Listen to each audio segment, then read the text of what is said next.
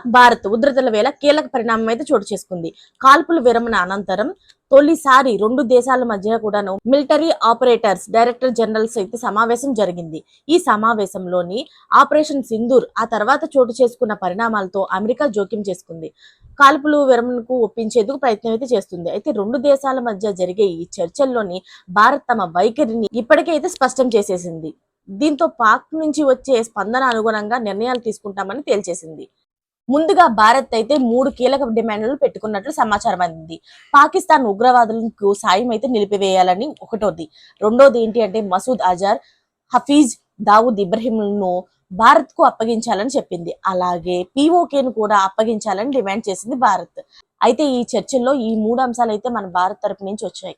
దాన్ని ఒప్పుకుంటేనే మేము యుద్ధాన్ని ఆపేస్తామని క్లియర్ కట్ గా చెప్పడం జరిగింది. మరి ఏం జరుగుతుందో వేచి చూడాలి. మరిన్ని లేటెస్ట్ అప్డేట్స్ కోసం ఛానల్ ని సబ్స్క్రైబ్ చేసుకోండి. Thanks for watching friends.